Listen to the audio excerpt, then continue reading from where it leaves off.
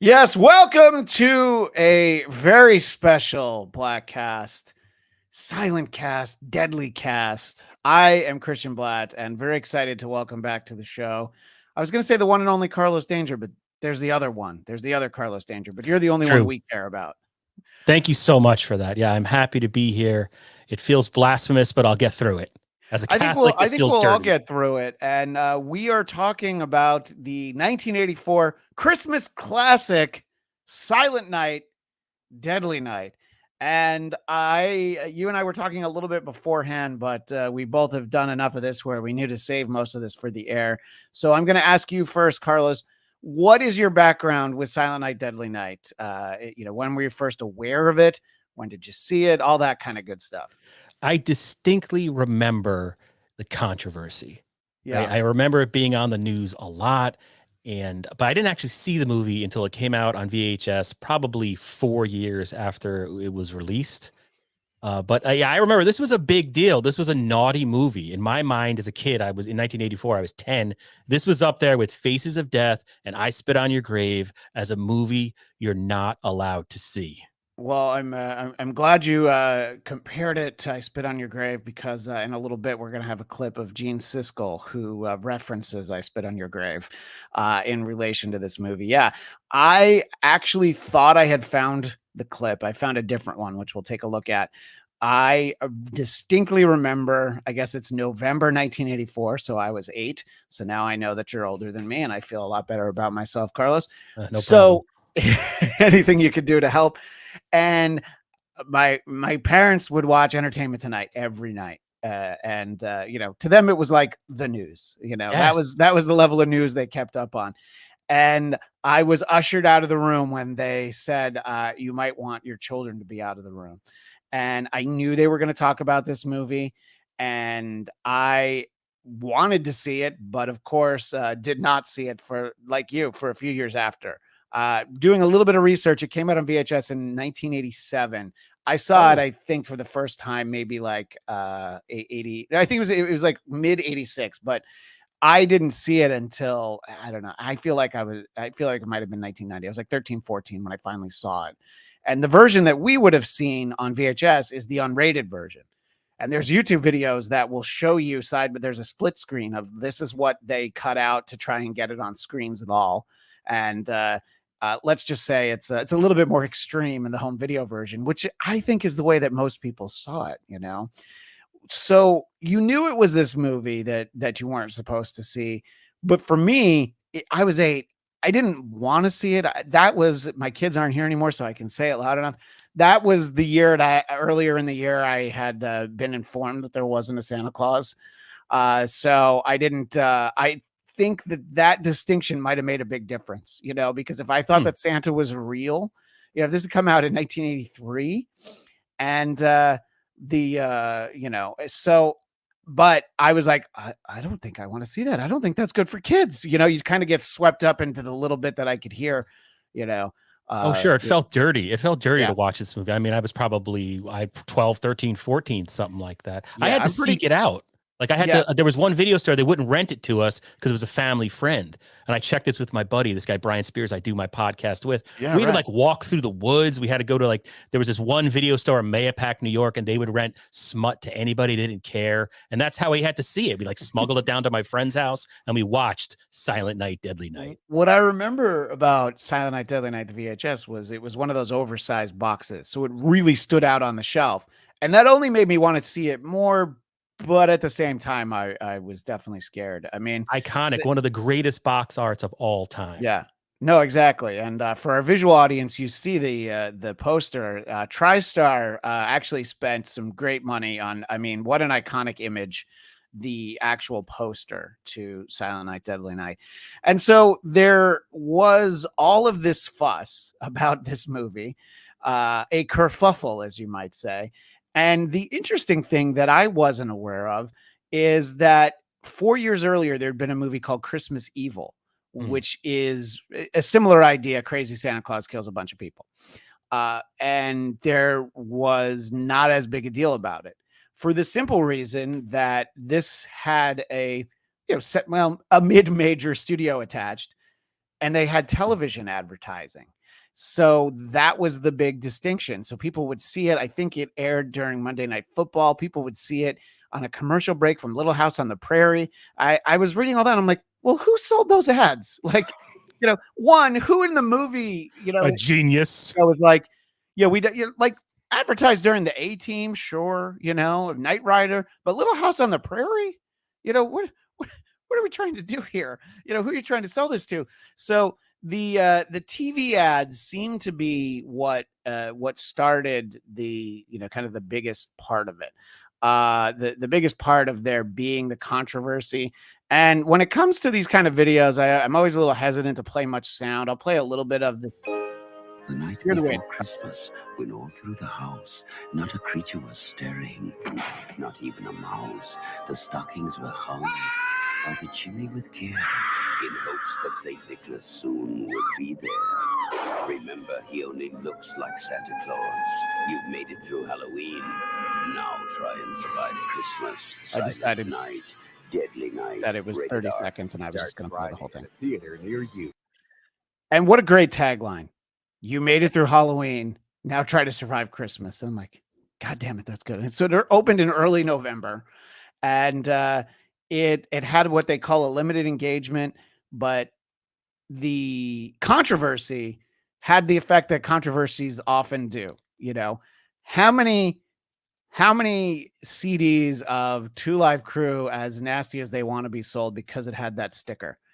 Right. Did it be sold because The Fuck Shop was a great song? No, it did not. But it had that sticker. To see it. Yeah. You're just like, I got to hear what this is, so that really catches on, and it seems like a lot of the groundswell of it was in the Milwaukee area for some reason. The interesting thing was that TriStar wanted to start it out in the Midwest because of the depiction of the nuns, and just the very offhand spoiler alert, like, oh yeah, that guy was a priest and he's dead now. So I think that they were like, let's part of the movie. Yeah, well, just the very matter of fact. And I think that that might have had something to do with it. But so the movie was made for 700,000, maybe 750,000, and for 1984, I'm like, they must have had a great catering budget. I'm not quite sure where all that money went, Carlos. Right? Yeah, it does not. Yeah, I guess it all went into the antler scene, right? Because that's the only. The antler scene is amazing. I mean, we could do a whole episode on the antler scene, and don't worry, we will talk about the antler scene. So, and it makes like $2.5 million, and TriStar pulls it from theaters after like 2 weeks of screenings. And in the second week, it makes more than the first week because everybody's talking about how it is indeed this naughty movie. And I think that I don't know. I mean, how often are you more interested in something, when somebody doesn't want you to see it? Oh yeah, absolutely. This is the definition of that. There's no way I would have, and those other ones, it's like you didn't really give a crap about the other Santa killer movies. Like we didn't know about it. The other thing I found interesting, and I think this is right, it was released like 2 days after Ronald Reagan got reelected. Right, he defeats Walter Mondale in this landslide. You know what? You're right. That wasn't in the notes, but yes, this was. It was like, I don't know, November 9th-ish, 1984. Yeah. And I think like the timing of it, like there was the ad campaign that drew attention to it, but also like the spirit of America or the climate at that time. It was definitely, we were ready to be morally outraged at stuff. When you think like the decade before in the 70s, somehow like porn movies became cool for like 7 months, right? So the pendulum swung the other way by the time Ronald Reagan was reelected by a huge margin. So like it was primed. A movie like this was really going to stick it in the eye of the mainstream culture at the time. No, I think you're right, and that is an important part of the debate, about why there was, it's 4 years of getting used to the idea that we can be outraged about stuff, that we're the moral majority. And, I think that it helped the legacy of the film to have that happen. Now, what they did do is, I guess in May of 1985, they decided to bring the movie back into theaters. And so This was the clip that I found. The sound's not great. My apologies, but it's Old. clearly a VHS from Entertainment Tonight from 1985. So, they don't upgrade clips like this to 4K Ultra, Carlos. I don't know. I don't know what's going on YouTube right now, but maybe they should. But so this was what I thought was the clip that I wanted to find, which was the pre-release.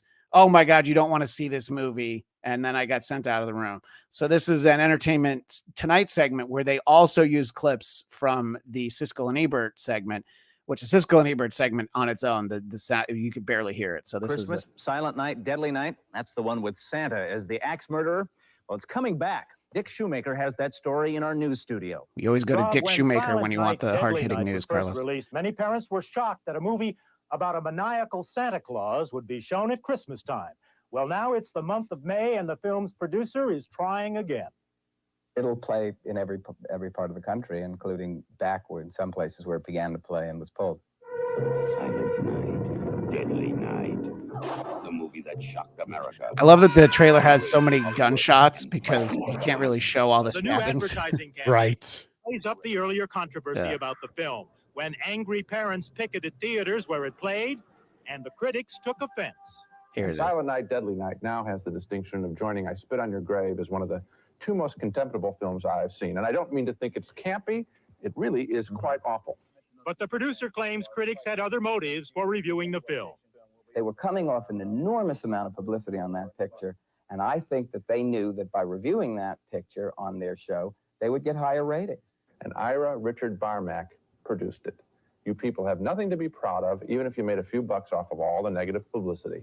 Your profits truly are blood money. Shame on you, Siskel, and shame on you, Ebert, because I don't believe you. I think it was the height of hypocrisy for them to take that attitude. If they genuinely were horrified at the picture, they know very well that the most effective thing they could have done is to not review the picture. And yes, we even see Santa give one little girl a bloody knife as a gift and threaten another little girl with physical punishment as he sits on his lap. I mean, Gene, those are two of the best scenes in the movie. I mean, come on, like what are you talking about? I mean, yes, it's horrifying that you're trying to figure out, is Billy going to stab this little girl? And by the way, that would be terrible, and it would have been really hard to enjoy the movie. just for me personally, as a 47-year-old with kids, had it, I'd seen it before, so I knew it didn't happen. But I just mean, that would have been pretty upsetting. But it's like, oh my God, he gives her the knife.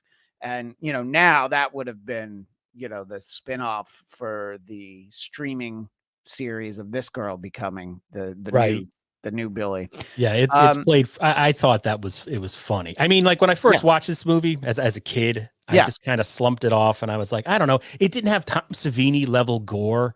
For all, I wanted to see like you wanted to see visceral violence in a slasher movie. Because at the time, like we had Friday the 13th, the final chapter. There were decent gore movies. But now, like watching this again through the modern lens, and I'm 49, I mean, it's hilarious. Yeah. It's a funny movie. There's some parts of it I'm like, holy shit, you can't do that today.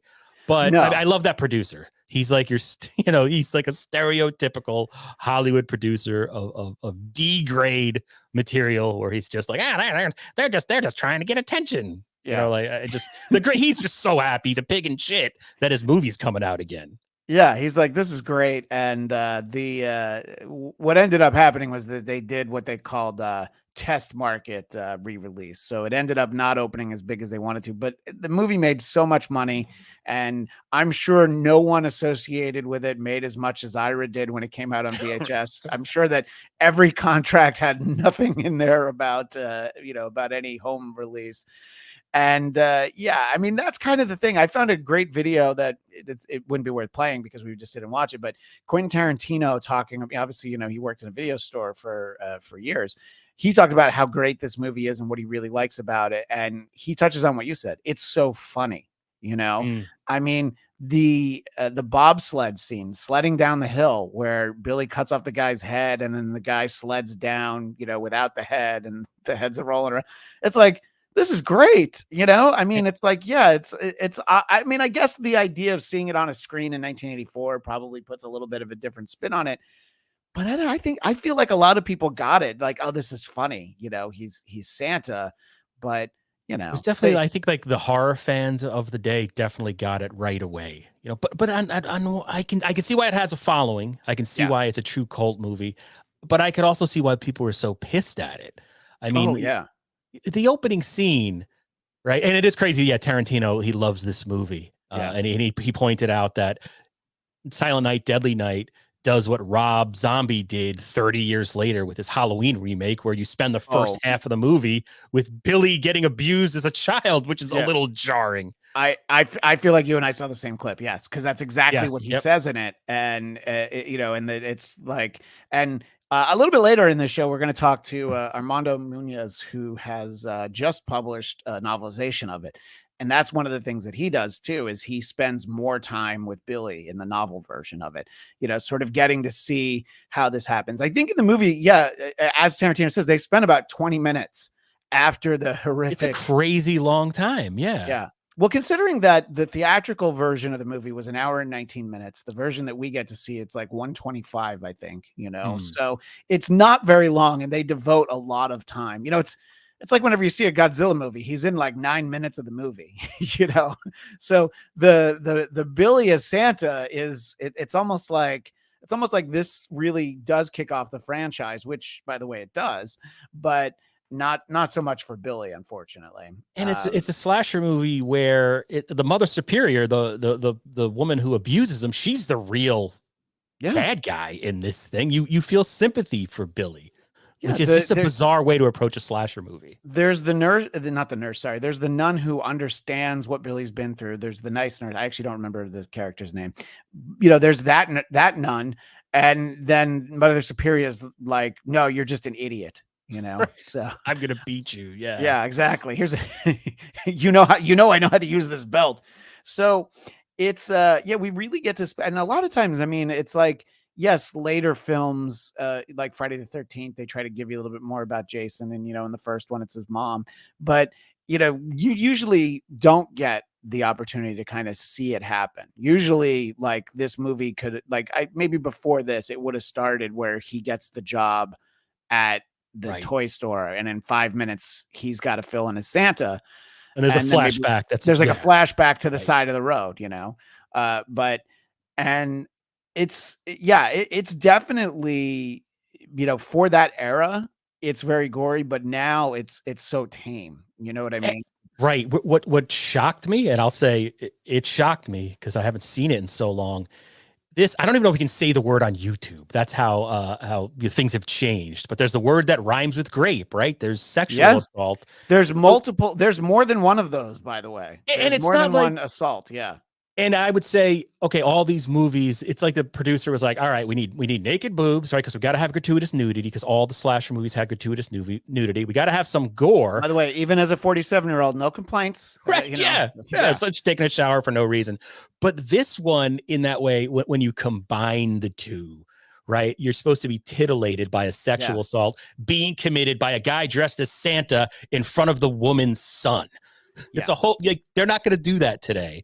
And so that was, seeing it through modern lens, I was like, oh shit, this movie is a little, should I be watching it? I was like pausing it, afraid my wife would come into the room. I didn't want to be caught watching this movie. I had to split up my rewatch. I rewatched it on the Roku channel. I got a trial of the Shout Factory streaming platform for a week. That was how I was able to watch it for free, basically.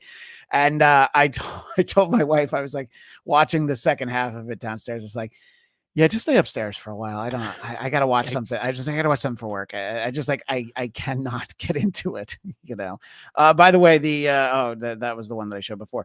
The great Husey in the chat. Talk about Home Alone 3, you hack. This is because I tweeted this and it made Husey very angry this morning. I just retweeted Home Alone 3, which, as we all know, is really a takedown of the surveillance state. Yeah, well, I mean, obviously the Home Alone movies do a lot for the deep state, I think. Please ban Husey if you could. And then Joey C is in here, and I didn't know. I don't have much of a relationship with Husey. I did tweet once when I just suggested to our buddy Carl Hamburger that I think Husey might have been gaslighting him by bringing 10 4-minute clips from a Bruce Springsteen podcast that didn't have any jokes in it. And it felt like Husey thought it was funny that I said that, but then maybe he's remembering now. He's got a mean streak in him. He doesn't like this movie. I don't know if he's Catholic, though. Are you Irish Catholic, Husey? We'll never know. We'll never know. But I mean, look, and by the way, anybody who sees this and like, I can't believe you watched this. This is terrible. I'm like, well, yes, there is a level where this movie's terrible, but there's also it's fun and it's campy. And I think we do have to talk about the coup de grace in the film is the antler scene. Because first of all, I believe this is the introduction of Linnea Quigley. My best friend subscribed to Fangoria. And I did not, because that would have been frowned upon if that showed up in my house every month. So I was very well aware of who she was. And, it didn't have nude pictures in it, but I was like, I'm kind of interested. I want to know what she's got going on. But that scene, and by the way, the theatrical version definitely has a little bit less impaling on it. And I mean, sometimes you feel like a horror movie was made for just so that they could justify one of the kills. Oh, and absolutely. I think that's this movie. And maybe there was an idea somewhere that this was like on one of Santa's reindeer, in an early draft. Yeah, that's what I mean. An early draft. That was kind of the idea there. And I mean, it's that and the bobsleds, or I don't know, sledding scene. Those are the two that really stood out in my memory. But watching them again over the last couple days, that the antlers, I was just like, it's like even better than I remember, I mean, it's totally better / more horrifying than I remember. Go ahead. Right. Yeah. It's actually, it's pretty brutal. And I guess it's famous. I'm not an expert on this movie. So there's probably people that'll watch this and be like, this guy doesn't know what the fuck he's talking about. But I will say, like, this is all just, I watched it the day before yesterday and it seemed like fresh. But so Linnea Quigley, she's just nude to be nude, right? She's making out with her boyfriend. And I guess she famously answers the door, right? There's a cat. She's trying to get the cat. Puts her pants on, but doesn't bother to put her shirt on. And she's got the short shorts on, which, look, because it's the winter in Utah. So at least she was being sensible in that way, but the fact that again, no complaints that she decided to not put a top on to let the cat in, but it's very funny to see it and go like, really? There's no notes from the script supervisor, like maybe a robe, like, you could even leave the robe open if you want to show off the full 1980s boobs there. Yeah. Oh my gosh. I saw her like, it makes sense now because my timeline on this was messed up. But if this came out on VHS in 87 or 88, I had started going to Fangoria Weekend of Horrors in New York City, a horror convention at that time. Linnea Quigley was there. And I remember waiting online with my buddy Brian Spears for hours to have her sign a topless photo of herself sticking her lipstick in her nipple, which I think was from Night of the Demons.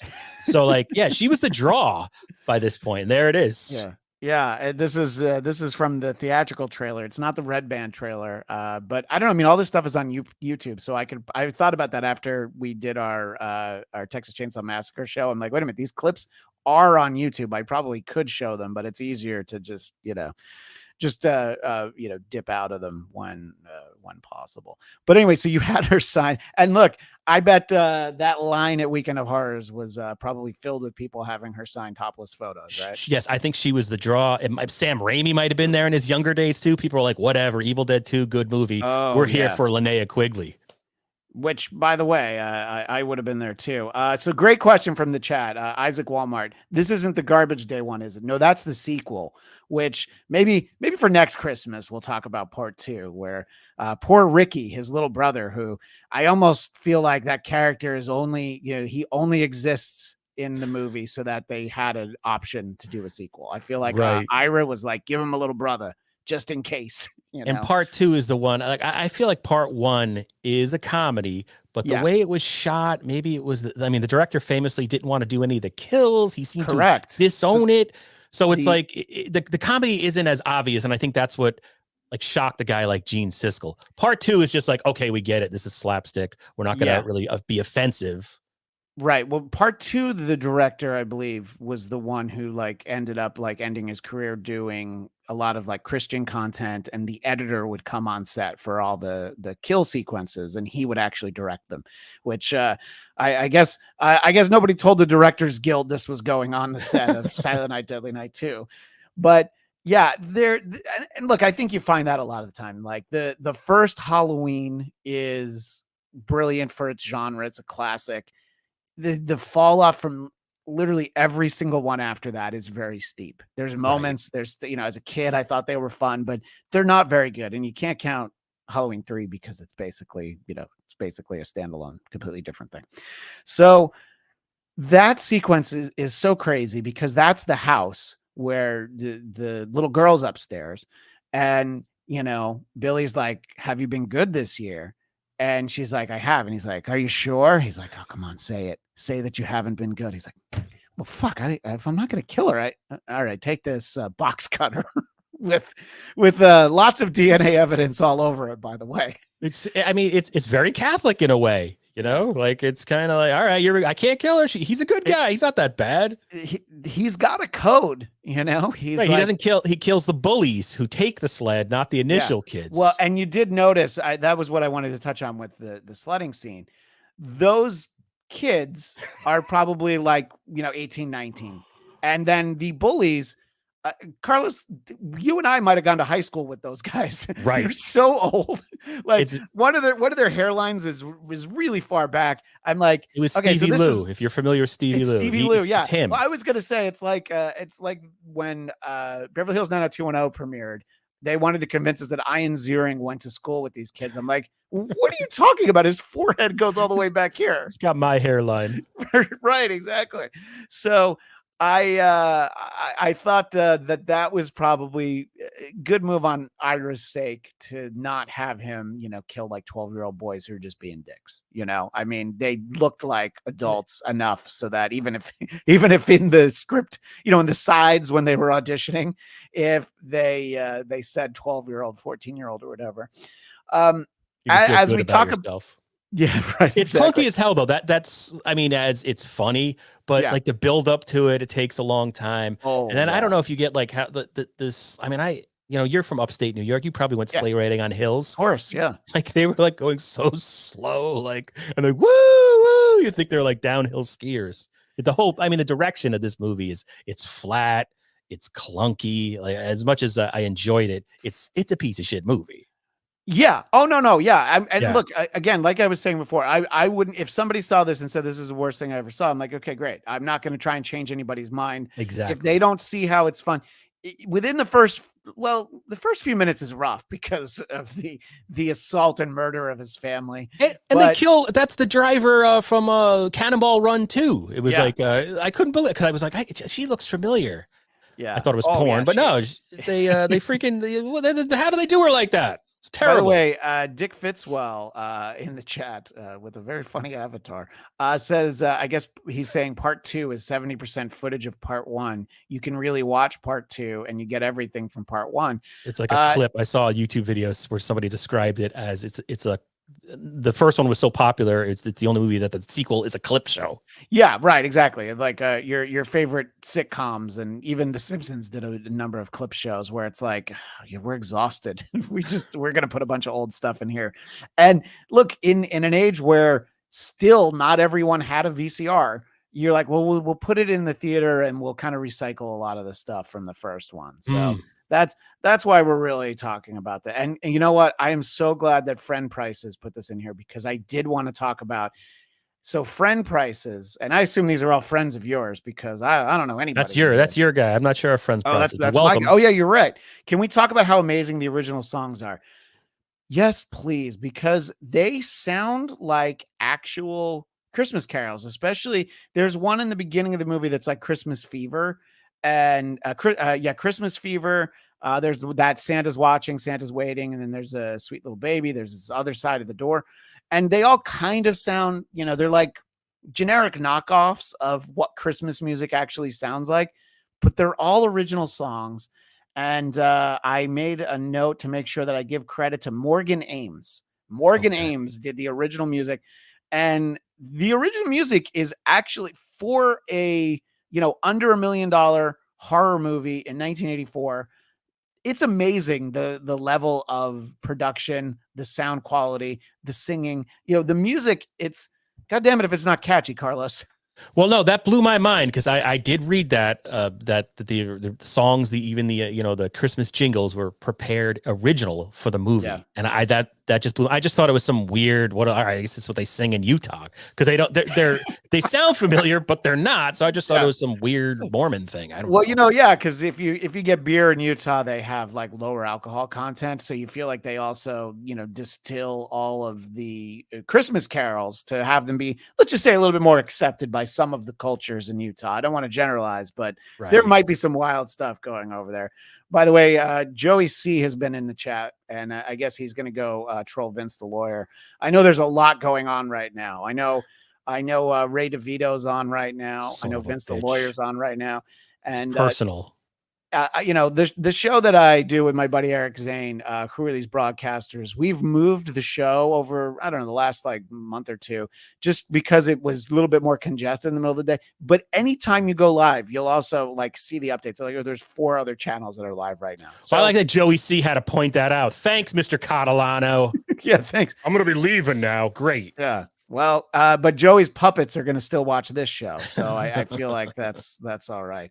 And see, now I let people know that Ray's on, and they're going to run away. That's all right. And leave it open. The other thing, but friend Prices says I'm skipping Ray for you dudes, and I appreciate you so that. much. And I didn't look, but I feel like there's got to be a soundtrack out for this. I mean, and if I can get it signed by Morgan Ames, that's what I really want to do.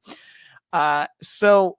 I don't know. I mean, and by the way, the second one I've never seen 3, 4, or 5. I know there's like 5, I think, has Mickey Rooney in it, which I did come across an interesting tidbit that I guess when the first one came out, because Mickey Rooney was well known as being Santa Claus in 2 Rankin Bass specials. So I guess he felt like it was abhorrent and that the people who made it were scum.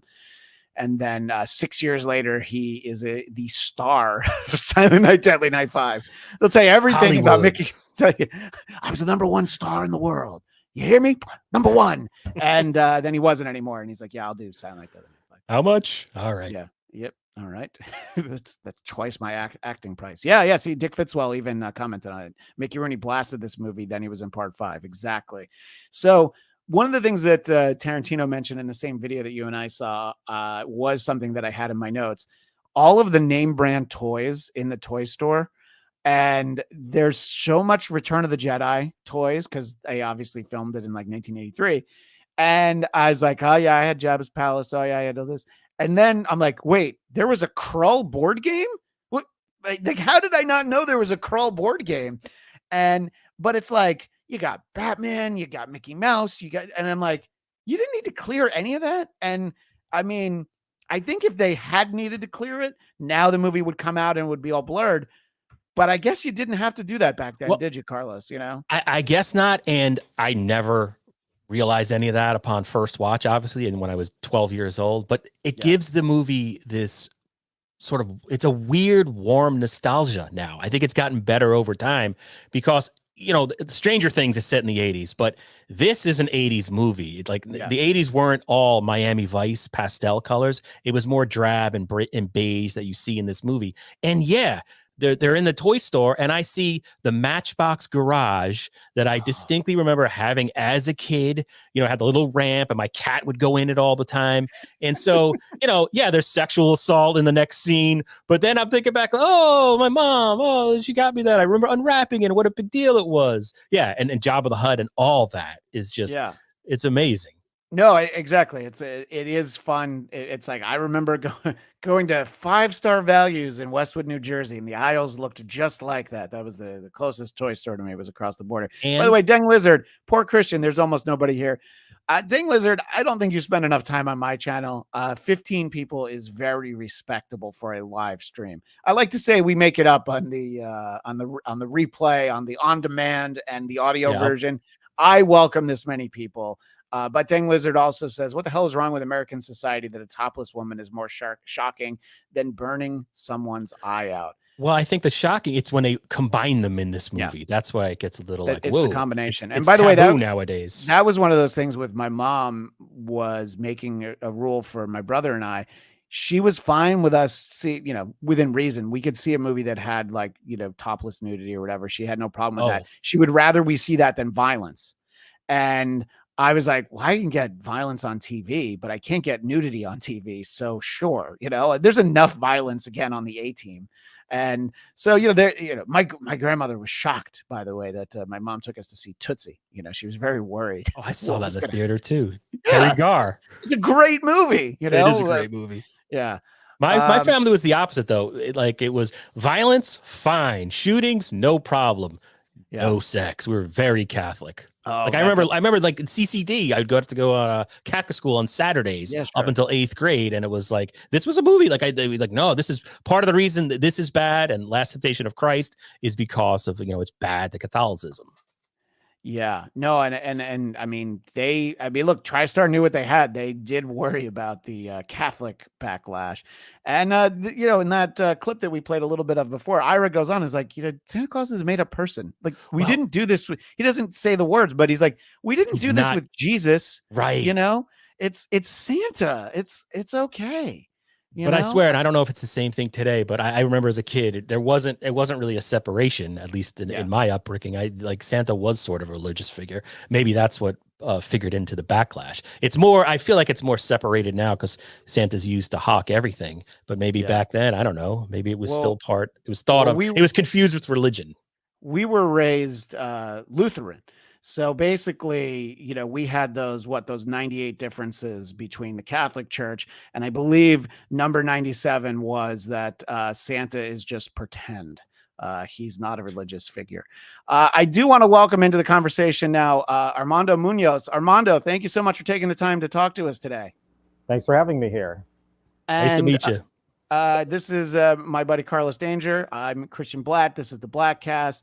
And Armando, you have just within the last few weeks published a novelization of Silent Night, Deadly Night. And interestingly, Carlos and I had planned on doing the show a few weeks ago. And then I saw that you were going to have an event. I live in Burbank. So I saw that you were going to have an event at a store here. And I was like, I got to reach out to this guy because what great timing that your book literally just came out. And I want to kind of get your thoughts. We talked a lot about our personal backgrounds with Silent Night, Deadly Night. We talked a lot about the controversy when it was originally released and when it was re-released. What's your background with the film? When do you remember seeing it? Did you see it theatrically? And when did you first encounter this movie? I wish I had seen it theatrical. It did not open in my small town in 1984, and then it was yanked from theaters before it can make its way to us. In fact, that weekend was almost my turning point from somebody who only watched horror on occasion to a mega fan. I would buy my first Fangoria in January of '85, and I did see the original Nightmare on Elm Street in the theater. So I was right kind of at that turning point, but slasher movies terrified me. That's probably because I saw Friday the 13th on opening night, first show when I was 8. I wasn't ready for it. It blew my mind. It terrified me. I was traumatized for years. And so I'm just gonna interrupt for a second. My son's 8, and I just this summer showed him Guardians of the Galaxy, and I'm like, I think he's ready for that. I showed him Star Wars last year. It's you do have to kind of take the baby steps. There are definitely movies that I saw before I should. I'm glad you mentioned Nightmare on Elm Street. Silent Night, Deadly Night grossed more than Nightmare on Elm Street, the original Nightmare on Elm Street, in just the 2 weeks it was released. I thought that was fascinating. But anyway, back to your thought, Armando. Thank you. Yeah, I mean, Silent Night, Deadly Night would have made tens of millions theatrically. Its return would have been incredible had it been allowed to finish its run. But '84 was a big year for me. I remember it very well. It was kind of the first year I really fully plugged into youth culture, and I was watching MTV nonstop and seeing movies. That year we had a theater in our town that would allow even kids into R-rated films. They didn't card. They wanted their $2 to $4. And so I was able to go see sex comedies and adults only horror films as a kid there. They didn't care. And so it was such a cinema education. I mean, I saw Elm Street there. I saw, in 84, I saw Friday the 13th, the final chapter, and Bachelor Party more times than I can count. I probably saw Bachelor Party as many times as Gremlins that summer, or Ghostbusters, or Right. Indiana Jones and the Temple of Doom. Oh, maybe that one I saw the most. But so it was really a big year for me.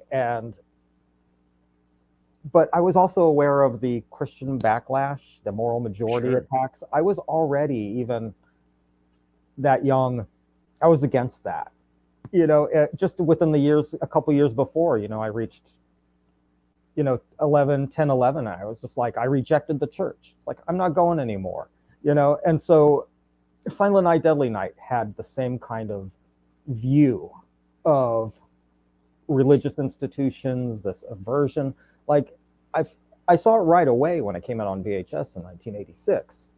Fell in love with it. Just absolutely adored the movie. Like, I got its sensibilities completely.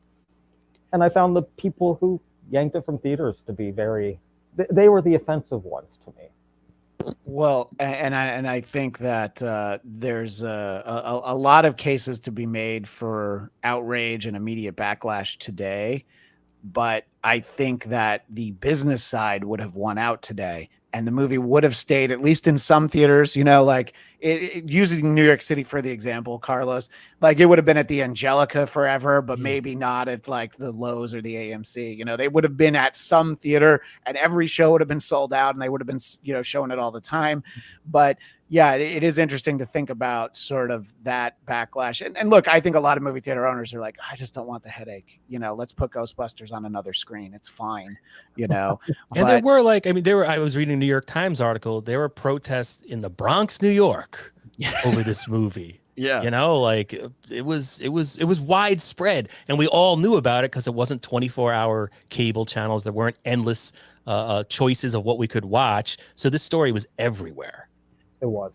And it doesn't hurt when we played a little clip of it a little bit earlier when Siskel and Ebert are listing the names of everybody who made the movie and saying they should be ashamed of themselves. Doxing. And then Ira's, you know, on Entertainment Tonight being like, shame on them. Like, if the movie's so bad, why are you talking about it? You know, no, you know, you're helping people see it. So, yeah. And, you know, we were talking, Carlos and I were talking a little earlier. We both ended up seeing the same clip where Quentin Tarantino talks about how much he loves the movie. And he got it immediately because he like thought it was funny. And I think that the humor level of how ridiculous it is at times works, because the kills are really inventive and good. I mean, we were talking, of course, about Linnea Quigley onto the antlers.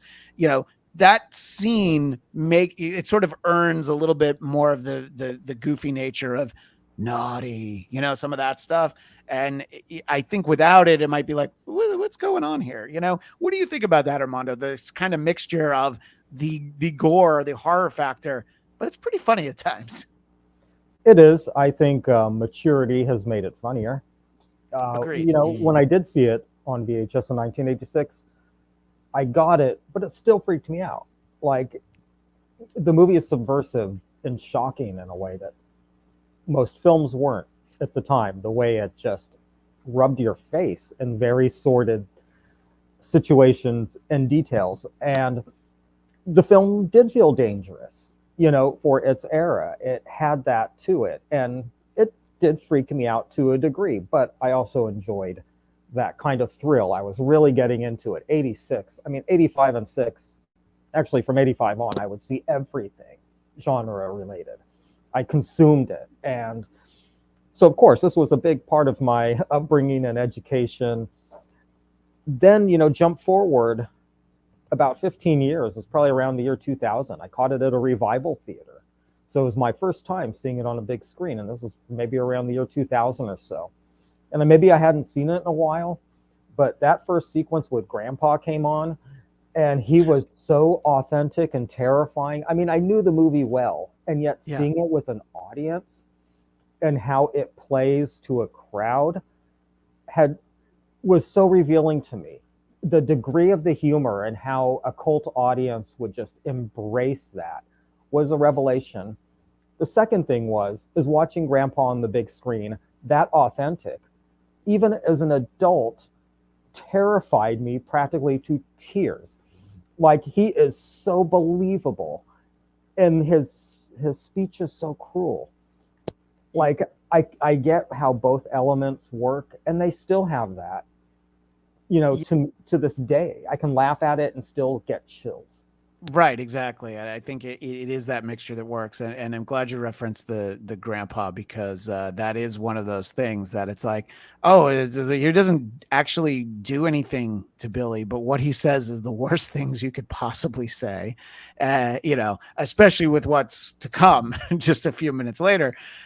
So let's talk about the fact, Armando, that just recently, as we mentioned, you have published the novelization. So how does that come about, and why, I guess now next year is the 40th anniversary of the film's release. Talk about how the novelization comes about for you to be involved. Well, you know, it was an interesting and it was a long process. We've really been trying to get this official first novelization done and to people for about 2.5 years. That this project has been, like, we've taken a long time to get this to the finish line, to make sure it's done right, and to make sure the market's ready for it. And it really started with Anthony Massey of Stop the Killer Games, who had become a merchandise owner of the property to create the board game that Stop the Killer created for Silent Night, Deadly Night a year ago, which did really well. And Fright Rags was helping to sell it for a while. But Silent Night, Deadly Night, he thought might be a good novelization. Like, we just never had one. And so he approached the film producers, who are the licensors, to get the novel rights as well. But, you know, they are protective. And these are the co-executive producers, Scott Schneid and Dennis Whitehead, of the original film.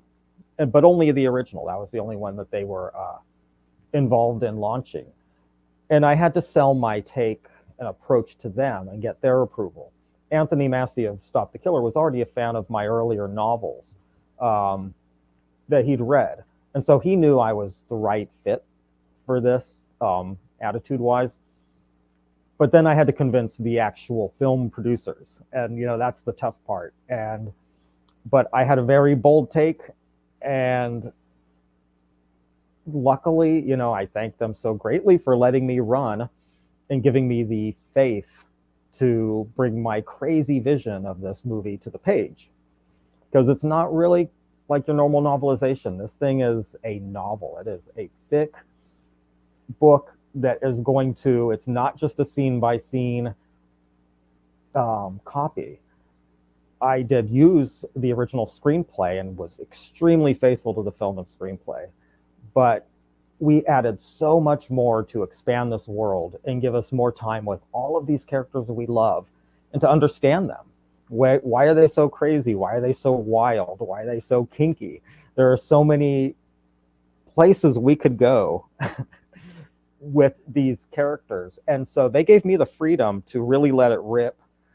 And incredibly, we're here. It's nearly Christmas time, and this book is 39 years later. The novelization is going to reach readers, and then the old critics may want to add me to that list of undesirables who made the films that they vilified on cable television, because this book is ruthless. Well, I read a review from it was a horror site that really loved the book, and they referenced sort of what you're talking about. Like most novelizations of books, you know, they're kind of written before it comes out, and you know, you expand on it a little bit, and sometimes the movie changes and the novel's wildly different. But you have the benefit of, you know, at the time you're writing it, more than 35 years of hindsight and thinking about, here's what I'd like to add. So you're able to address things like, why was there a bow and arrow in the toy store? And it's because I guess it used to be a sporting goods store, or, you know, it was more of a department store at one point. Mm-hmm. So it's like, okay, yeah. I mean, and look, that never took me out of the movie, but it is one of those things when I read it, I'm like, oh yeah, why was a bow and arrow there? But it's fine. But you get to spend. Carlos and I were commending the fact of how much screen time they give to Billy before he even starts working at the store. But in the book, my understanding is that you get to spend even more time helping us understand why Billy ends up the way that he does, right? It's all explained. Like I've kind of put all the pieces together and then added the missing pieces that make the whole story make sense, from his why he goes crazy, but also to all the characters around him and how guilty they are or how they try to help him. We're taking this very dramatic, crazy movie, but we're kind of expanding it to this almost operatic level. And the goal is to get everybody invested in these new versions of the characters. And they're the characters we know, but they're going to all of them are going to surprise the reader when you really get to know them. And yeah, it's exciting. I loved being with these characters. A little earlier, Carlos, you were talking about Mother Superior and how you feel like she's the real villain in here. And Armando, I believe that again, not having read the book but having read a review of it, I feel like that's very much represented in your novelization, right? I let the film producers know immediately. I told them Mother Superior is the villain of this book. And the movie kind of had the church and religion in its crosshairs and was just exposing it all, and I let them know right away that is absolutely my interest and approach in this book, to see where Billy went bad. He didn't start that way. Yeah. He's been a victim from the beginning to the end, and is even responsible for what happened. So, there's a lot of interesting villains in this piece. It's not just Billy. I mean, he's the protagonist in this book and the antagonist, but Mother Superior to me, just the whole, religious institutions and abuse becomes the villain. But you also have this original killer Santa, and you have Grandpa. Like, there are like a number of really detestable characters in this movie that, they mess with Billy, and it's really tragic. Like, this is a tragedy, this epic tragedy. Yeah, I think one of the things, from an adult mindset looking back 40 years is you can be Billy and have just this awful thing happen, and yes, you see it, but it doesn't mean, well, you're definitely going to end up dressing up like Santa and killing people. If there had been, there's the one nun who really cares for him, but there's really no one in his life that is in any way trying to help him except for her. And every time she tries to every time she tries to help him, Mother Superior is like, don't make me get the belt, So it's very sad and it's tragic. When you think about it in that level, it's still fun to watch him, kind of go around and do all this stuff. So you're given the liberty to invent some of your own kills for Billy once this inciting incident happens, once he's got the suit on. Just to make sure that people are aware when they buy the book, do you know offhand how many new kills of Billy in the suit are included in the novelization of Silent Night, Deadly Night? There are so many more kills in this book. His rampage on Christmas Eve alone is over triple the amount of kills. And the rest of the book is spotted with more murders that feel organic to the story. And, the producers really wanted this to be Silent Night, Deadly Night, but they also gave me this leeway to branch off and fill it in exciting ways. And they had ideas and I had ideas, but it's not a matter of just rewriting this and turning it into something different. Like, we kept it so purely Silent Night, Deadly Night, but any new thing, any new character, kill, situation, subplot, backstory had to be approved by the producers of the original movie as being completely authentic to the universe. Like, I could not break away. I had to get full approval on anything additional. But I welcome that, and it helps make this feel like the real deal. Like we're dealing with not just this one, but the prior novelization of My Bloody Valentine, where I worked directly with the director, George Mayalka, to bring his clearest vision of what he wanted the movie to be and couldn't make it appear on the screen, whether it was due to budgetary considerations or anything. And so I was able to bring his ideas and flesh out My Bloody Valentine the way the original creator wished it could have been. We very much had the same approach on Silent Night, Deadly Night, having the producer's involvement and their very strict overview of keeping Silent Night, Deadly Night exactly that. This is like a very pure Silent Night, Deadly Night experience, because it's really coming from the original source. And my thinking is, if you're a fan of the movie, like you are for this and My Bloody Valentine, you would want that kind of feedback. You'd want that kind of input, because the last thing you would want to do is turn in a book and they're like, yeah, like 40 pages of this, like you don't get this movie at all, you know? So I think getting that collaboration makes it a book that fans are going to appreciate, but then also you're going to be, I'm so proud that I was able to really add to this legacy. This conversation we're having is really just about the first one, but I did want to give you a moment. What are your thoughts when you think of the 4 sequels? Do any of them stand out? Is there one where you're like, it doesn't work for me as well as the others? I don't want, you don't need to badmouth anything, but as you think about them, and somebody in the chat earlier was talking about how the second one is basically like a clips show, just, half of the movie is showing the first movie again. What do you think as you think of the franchise as a whole, Armando? None of them to me hold a candle to the original. Like, it really is a franchise where the original is up here and the rest were all kind of approached at a different level, and it's really even hard to compare them. I can get a guilty thrill out of parts of part 2, and it's got its cultiness that has its appeal, and I think 5 has some interesting ideas and effects, and I'm a big fan of Screaming Mad George's special effects of the era, his surrealness. So yeah, I can get some thrills out of that one too, but they really weren't anywhere in my focus when I wrote this novelization, partly because these producers only have the rights to the original. Right. It's the original that they are protecting and bringing and expanding the legacy of. The sequels were all different producers with different visions.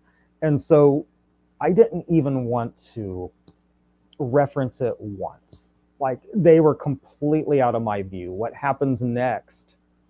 And we do have ideas for what happens next. So, we do hope that fans completely embrace this official novelization. And we really think they are. We think the response is going to be beyond, positive. But does that mean that we'd follow it up with a novelization of Silent Night, Deadly Night Part 2? No plans. But that doesn't mean that there's not talk about a new sequel that branches off of this novel. And so if the audience demands that and they love these versions of their characters enough, we will satisfy that and carry it into a new novel direction. So, the sequels I can always appreciate, on my own. No interest in, no ability. I don't have the rights to them. Well, but that doesn't mean that we can't veer this elsewhere. No, it's the interesting thing when you're talking about, a lot of these franchises, especially like all of these aren't on the same streaming service. All the Friday the 13th aren't in the same place. It's very hard to find some of them sometimes. And there's no real rhyme or reason if you're just a fan looking for a movie. And, there's a lot of different people get involved. And unfortunately, that does, have ups and downs in terms of quality. There's the first batch of Friday the 13th all have stuff that I like, but there's a certain point where I'm like, what what am I watching? But in terms of what you're talking about in terms of novelization, it made me think of something. Earlier this year, I talked to Kenny Johnson, who wrote and directed the miniseries V and the original miniseries. And he had nothing to do with the sequel miniseries. And he's like, I've never even seen it. So at some point within the last few years, he wrote a novel like, well, here's what is my sequel to my original movie. Ignore what you saw on TV. And I'm like, oh, that's kind of a really interesting idea because you can do that. It's like how, what Thunderball had different rights than the rest of the James Bond movies. So they were able to make Never Say Never Again because it's like, well, we own Thunderball. We're just going to do a remake of it and we'll get Sean Connery out of retirement. So the idea that in different media, Armando, you can do different things is very exciting. You said that the publisher, so it comes from Stop the Killer Games. And is that the best place for people to find it? Is to go Right now, stopthekiller.com? yes. This is the first edition hardcover, so this is the first time it's going into print, and it's a very limited print of this first edition. I fully expect it will be sold out within the week. It's already that close to being fully picked up, and the last available copies you can get in two places. One would be stopthekiller.com, the website, and you still get this exclusive first edition has all these perks that are only in this one. It's got two covers by this artist, Lynn Hansen, and when you take off the dust jacket, there's a whole nother beautiful cover underneath. Oh, wait, here, hang on. Let me reposition the screen. I want you to be able to show this off. Okay, wait. You get okay. this Yep. beautiful axe, Got and the then axe there, yeah. if you take off the dust cover, you still There's have that ornament. this. But I mean, it's a really nice hardcover edition. It's the only time it's going to be in hardcover.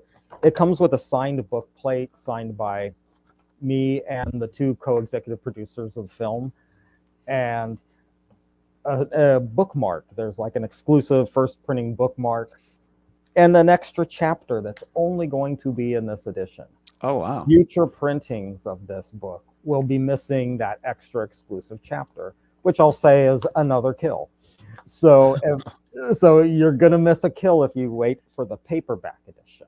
But, so when do they take this version, this novelization, and then reboot the movie?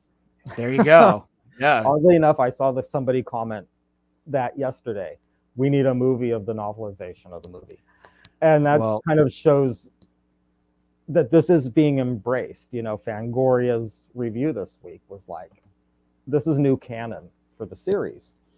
The way that this is now presented. So I'm thankful that this is going to reach the fans, and they'll help us figure out if we are going to take it further. I do want to mention that the producers just a year or so ago had a new comic book series, Silent Night, Deadly Night. And it had its own, it didn't replicate the movie. It was really its own story. And there were 4 issues, and it went off in its own direction, and it has its fans. And this novelization is the official novelization of the movie. Right. But that doesn't mean that as novels, this can't have its own life. So, there is this resurgence right now with Silent Night, Deadly Night that finally we're beyond just new t-shirts and figurines, where we have a board game that I wish I had it down here. I could show the Stop the Killer board game for Silent Night, Deadly Night, or the novelization, or the comic book series. And just this week, a new solitaire card game based on Silent Night, Deadly Night has been released, where you play as Billy and you're trying to beat Mother Superior and the Killer Santa and Grandpa, so you don't go crazy on a killing spree. And if you lose, then you cracked. You're going to go killing on Christmas Eve.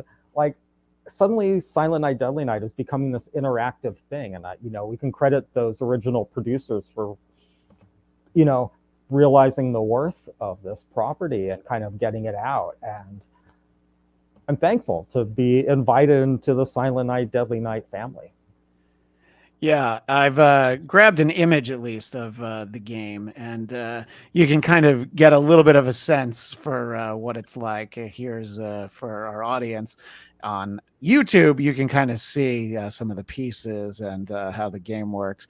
It's don't put it under the Christmas tree for the little ones, but the bigger kids, I think it might be a great thing. Yeah, to I already play. gave my daughter a box cutter. It's wrapped, so I'm good. That's perfect.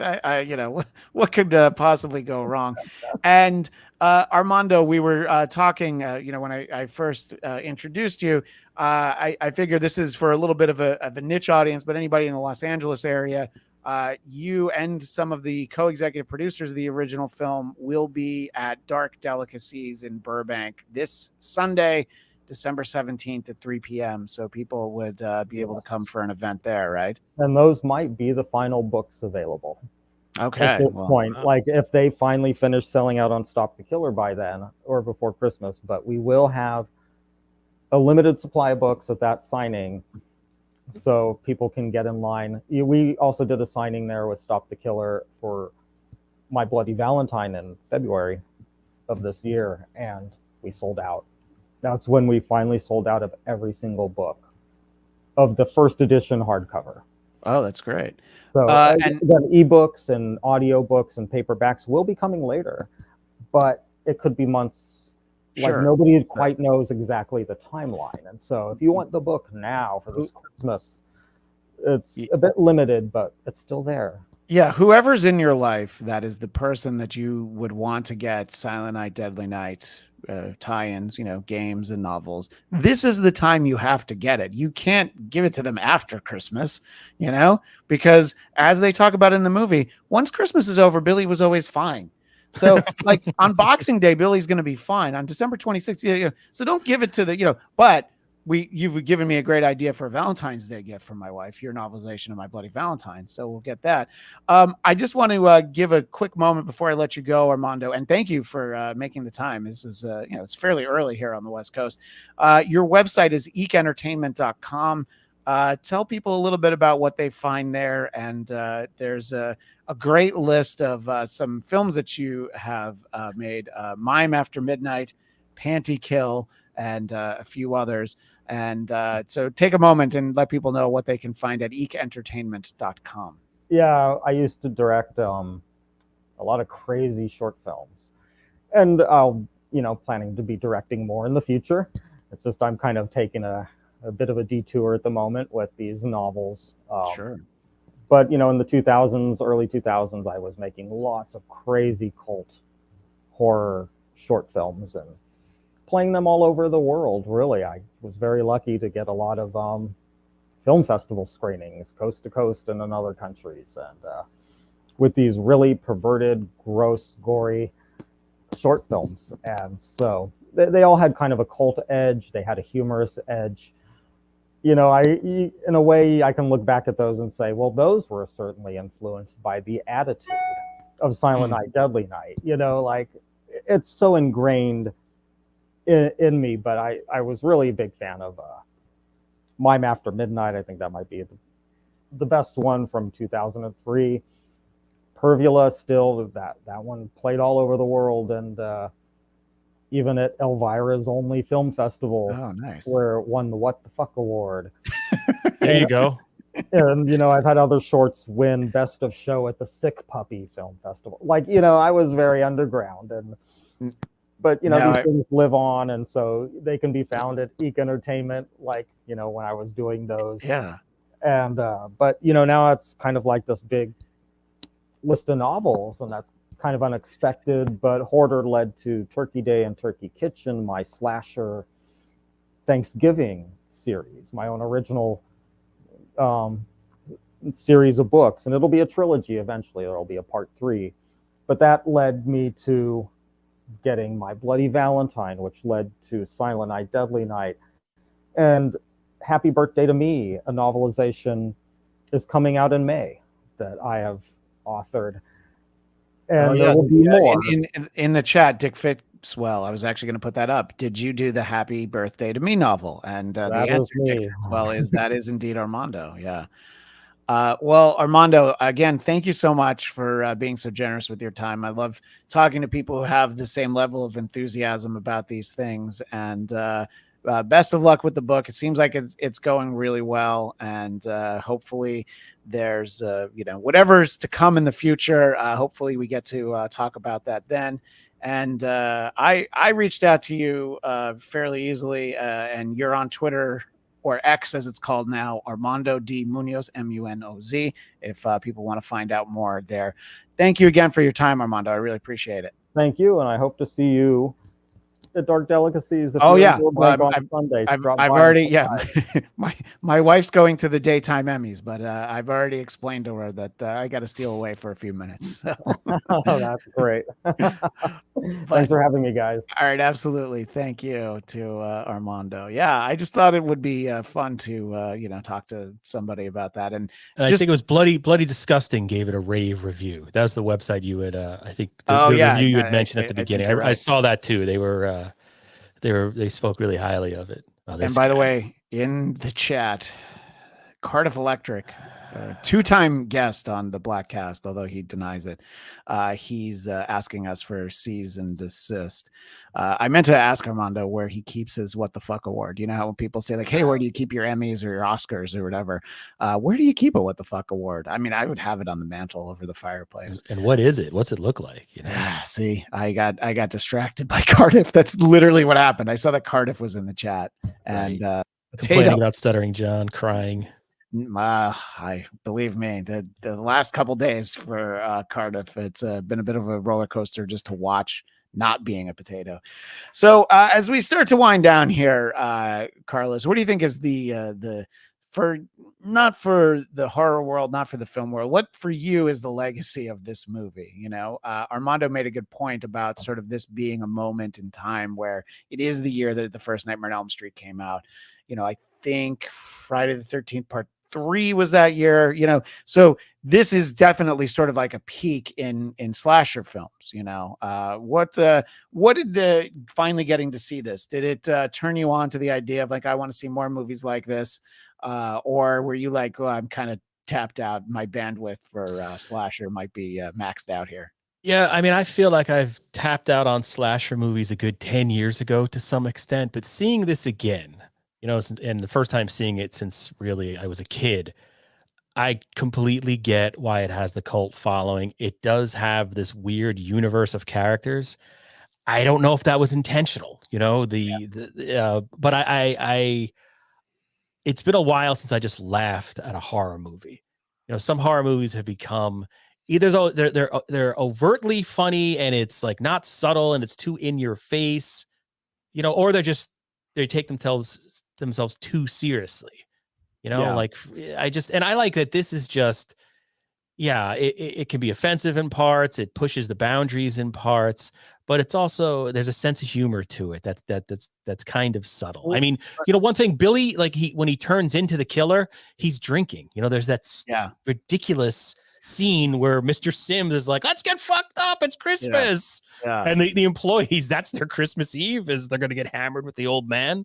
I mean, it's very funny and assaulted in the stockroom. Yes, right. Yeah, by Nick DiPaolo. I think wasn't that Nick DiPaolo, that character that it looked like Nick DiPaolo. Hey, yo. By the way, Mr. Sims is not a subtle actor, I think. And, you know, reading about the movie, it was, you know, but they filmed the movie in Utah. So it's a lot of like local. Billy actually had not acted before. I think for what they needed him to do, it was fine. You know what I mean? Like, what else do you need from that character? I also think that it's a bit of a Rorschach test. You know, you just watch this movie and it's like, okay, what is it trying to say? Is it intentionally trying to say what I think it's trying to say? Am I reading into subtext? Is it a movie about, is Billy a closeted homosexual? Is this a parable for the AIDS epidemic in 1984 where their homophobia was running wild? What's the last, before Billy says his first words in the movie, you hear on the radio a song and the lyric, everyone is gay. That happens, right? Then Mr. Sims, Billy's now a big, strong, strapping boy, and he's brought to the toy store. And there's that bizarre shot. Feet. Oh, we're meeting adult Billy. If that's not homoerotic, what is? Well, I put in my notes as I was watching it yesterday. I'm like, Mr. Sims wants to fuck Billy, right? You know, and I was like, I got to make Like- sure we get to that. Does he? Like, I don't know. Is that a But mistake I think he in the needs to be movie? drunk to do it. I think he's that level. You know, he seems like very, very 80s closeted gay, you know. Right. in And that is way. Billy's whole thing he's struggling with his sexuality? Is that what's going on? Is this really a movie that you know, I don't know. And I don't know if is that bad filmmaking, or is that what they intended? Is it an actual attack on the Catholic religion? Did they mean that? Or was it just playing on stereotypes of nuns beating up kids, which was true? You know, that happened all the time. Yeah, I didn't go to Catholic school, but anybody that I talk to, it's like, oh yeah, that was a thing. You know, like it. Just to circle back to the humor and the importance of that. The reason why I always prefer to pretty much everything in the genre, Freddy Krueger, because he makes jokes, because he's funny. One, Robert Englund is phenomenal, but two, it's like what he says sometimes is actually like legitimately funny. And I always try to, when I'm talking about horror, I always say that to me, Freddy Krueger is, you know, like a psycho maniacal Spider-Man, because when Spider-Man's in a fight, he's making jokes the whole time. And it's like, oh yeah, he kind of makes him that guy. And I'm like, well, Freddy does the same thing, except, you know, he's murdering teens in their dreams. And it makes it a little bit easier. You know, the stand there and say nothing, Michael Myers, Jason Voorhees. Yeah, okay. But it's not as fun, you know? And I think that that's what it comes down to. As as horrifying as it would be if I sat my wife down and asked her to watch this whole thing, and I was like, it was funny, right? It was fun. She'd be like, no. But I get what you're saying, though. Yeah, when he says naughty and punish over and over again, you can't. It's funny. Like, because like the cop, he has to punish, because the cop, by definition, at least in 1984, we didn't think of cops as naughty, so we're like, punish, you know. And I don't know. I mean, look, it was definitely fun to watch, and I love that Armando wrote the novel, and you know, I sent him a quick email, and he was like, "Oh yeah, I'd love to come on." I'm like, "Really?" At like 9:30 in the morning. And you could see, I mean, the thing about it, you can see how passionate he is, and there's a whole fan base out there, and that's why when we started, I was almost even nervous to talk about this, because I know how important this movie. It truly has a cult following, and I totally get why. Yeah. It's after I saw it the other day, I really wanted to learn more. You know, there's only so much I could do in the time we had, but I definitely, like, I went to horror conventions forever. I never saw this cast in a panel. I've seen Linnea Quigley at horror conventions countless times, but I've never really heard her tell the story of this movie, because it's definitely unique. So I want to learn more. Well, what I'd like to do the next time I'm back on the East Coast, I'm going to bring a copy. I'm going to get myself the Silent Night, Deadly Night board game, me and you, and we'll ask Cardiff to drive out from Minnesota. Maybe OJ will drive, you know, from wherever he is in the Midwest. And 2 words. It's got to be Ray DeVito. I insist on Ray DeVito. Well, I would assume he was already staying in your garage. Right. You know, it was by default. OJ's trunk. Ray DeVito would be there. Look, it's fun to talk about, and it is, you know, because of my memory of the second one. The second movie stands out because the meme of, you know, it's trash day or garbage day. I actually forget now which one it is. Yeah, garbage day. And that's kind of what it boils down to. It's like, that's why people remember it at all in this day and age. And I don't know, there is a part of me that wants to, you know, while I have the free trial of this Shout Factory streaming, I'm like, maybe I do want to see the one with Mickey Rooney, because it can't be good, you know? So, no. And I don't want to ever have to pay for it. So maybe this week I might have to check that one out. I might just jump to part 5. They did a reboot in like 2012, which was just called Silent Night. And they didn't, the person who wrote it didn't even watch this movie. They basically just told the story. There's this terrible story locally here in Southern California of this family in West Covina, where like the separated, the ex-husband, the dad, showed up at the house dressed like Santa Claus, and he used a flamethrower and he killed everybody in the house and killed himself. And I'm like, I can see making a movie of that, but it's a true story, so it's not fun. You know, I guess if you don't know it's a true story, you're like, oh, this is horrific. But I'm like, this movie's funny. This one that we're talking about, there's nothing funny about that. you know? Right, yeah. So I don't know. Sometimes people miss the point is what I'm getting at. If they were to make a new movie, I would hope that somebody like Armando, if not Armando himself, would be involved in, you know, putting it together. You know what I mean? Right. Yeah. And yeah, the guy's got passion. And from what I read on Bloody Disgusting in that review, he does a good job fleshing out all sort of the insane parts. Like at the beginning of Silent Night, Deadly Night, I didn't really understand why the grandfather did what he did or how that played into it. Yeah. So I guess in from what I read in his novel, he goes into it and explains it more. But then again, as a viewer, I like being that confused and befuddled and asking myself, what the fuck is this movie?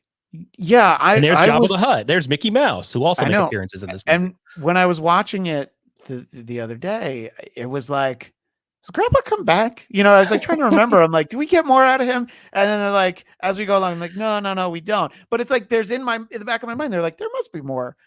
But yeah, just the idea, like, oh, great, the adults are out of the room. And I gotta ask you. I'm sorry, I keep stepping on you. I apologize. Look, it's the nature of doing it over StreamYard or whatever. It's fine. Go ahead. I only stepped on every punchline, but a huge spoiler alert. But I gotta ask you. I'm going to talk about the very end of the movie. Yes. So we get the great scene where a priest who gets shot in the back by accident, and the cop's just like, "Hey, man, these things happen. It happens, you know." Police brutality in the 80s was on a whole other level, and then the nun, I guess, explained, "Well, he was deaf." Yeah, he was deaf. Which, by the way, the review mentioned that, like, at the time it was okay to say deaf, and I'm like, I didn't know you couldn't say that anymore. We say hard. I didn't know. Wait, I'm learning this for the first time now. This was in the review. They were like, because I guess in Armando's hearing impaired. In Armando's book, he actually says, "Oh, he's hard of hearing." Instead, he was hard of hearing, because I guess the term deaf, you know, it's like little people, like there's terms that people want to be identified by. And I'm like, this movie helped me realize that we don't say deaf anymore. I didn't realize it. I had no idea. Now Cardiff's going to clip that and get me in trouble. But when Billy comes in, right, he shows up. And first of all, the climax of the movie is in broad daylight, which is, I've never seen that in a slasher movie before. But the snow doesn't match. There's no snow in the front. We talked about what the budget was. That was one of the things I read, that as they were filming this movie in Utah, it was March into April and the snow was melting. So they filmed all the exteriors first, actually. And a lot of stuff doesn't match. But all right, so Mother Superior, the person who is ostensibly in some way responsible for turning this child into a killer because of her constant abuse and overbearing nature, he gets the chance, like, and then it doesn't happen. Like, I just thought, what? I honestly think that reason is, again, all the controversy it did have. 1984, killing a nun on screen. Nobody wanted that headache. TriStar was like, no, you cannot. But it's so unsatisfying. I agree that the fact that he doesn't, you know, and that's another one of those that it had been a while since I saw it. I'm like, he gets her, right? Nope. He does not. Yeah, are we supposed to think she is actually good? Is the movie saying, no, she doesn't deserve to be a victim? So she gets away with it, you know? And meanwhile, Billy kills a sexual assault victim at the beginning of the movie. There's his second kill after he hangs Nick DiPaolo. I don't know. It's all over the place. Well, that was because of Nick DiPaolo's politics. I think he felt like that was really what it was. But all right. Yeah. So then we have Ricky, who's his little brother. At the end, right? That's Ricky standing there, and he just says naughty. And I'm like, you know what? That's a classic, like, 1984 horror movie ending. Like, you want more? Huh? What do you think? We've opened the door. Let us know if we should close the door or leave it open. It does make a great pairing with A Christmas Story. They almost look similar. Like, I would recommend everybody this Christmas Eve, first A Christmas Story, then Silent Night, Deadly Night. Yeah, not the other way around. Go Christmas Story first. Right. And American Cupcake wants to say hello and that to you. I don't. Hey, now that we know that that's my wife. That Cardiff checked in, I don't want to read anything that he might clip to embarrass either of us. So this was fun to talk about, though, and it was a great excuse to watch this, you know, and it's good that we have this little semi-regular movie club, Carlos, where we get together and talk about movies that maybe we haven't watched in a while. Although the last time you know, it gave me an excuse to rewatch the original Texas Chainsaw Massacre, but that new Texas Chainsaw Massacre is still one of the worst things I've ever seen. It's a piece of shit. It was so Right. bad. I haven't seen the remake of this. I read what it was, and I'm like, I'm actually not interested in that. So Right. yeah, Right. that's just me. But somebody But it's tell got us in the Malcolm comments- McDowell, I guess. It's got Malcolm McDowell. I do love Malcolm McDowell, even in the worst Star Trek movie. I still like him in general. But let us know if somebody in the chat, or you know, if you're checking out the archive version, somebody loves the 2012 reimagined Silent Night. Carlos, again, thank you for your time. Let everybody know from my channel and from the audio version. Let everybody know where they can find you, and if they're interested in more Carlos Danger in their life. Oh Lord. Yeah, it's youtube.com, Insufferable Bastards. Insufferable Bastards podcast. It's a Dabbleverse podcast that used to be movie reviews, but now we're like a Kevin Brennan podcast, and we hate Cardiff Electric. If you want an anti-potato podcast, you're an Insufferable anti-potato Bastards podcast. If you're like Kevin Brennan, so that means that you go on for 4 hours just so that you can read all the super chats. Is that what you're getting at? And occasionally you have guests, or have I misread that? It's like Kevin Brennan minus any of the humor, money, but the anti-Shuley sentiment just for 90 minutes. Oh, well, now you're talking. Yeah, I was fortunate enough last week to be asked to be on Point Dabble Point for the first time. And it was an honor to be there. But it also meant that my first appearance on Point Dabble Point meant it was also my first appearance on MLC, because they were sniping the entire show. So I recorded it because I know Kevin always takes down his streams. This is very inside baseball for a lot of my audience, but I recorded it because I'm like, no, I'm the one who brought this up. It's okay, it's on me. And I want to know, like, what did he say about me? Because I think I mentioned to you, Stuttering John sniped who are these broadcasters once, and he heard me talk, and he said, "You're the worst broadcaster ever." And I'm like, getting that from him, from Stuttering John. Yeah, that's like getting my own what the fuck award, is having Stuttering John Melendez tell me I'm the worst broadcaster ever. In any case, we've got some fun in store over here at the Bladtcast. So if you're visiting us from Carlos's channel, please subscribe, BLADTCAST. I will tell you that next week from tonight, next Wednesday, December 20th, let's see, it'll be 9 p.m. Eastern, 6 Pacific. I'm doing a special on the Star Wars Christmas album. Everybody knows about the Star Wars holiday special. You might not know about the Christmas album.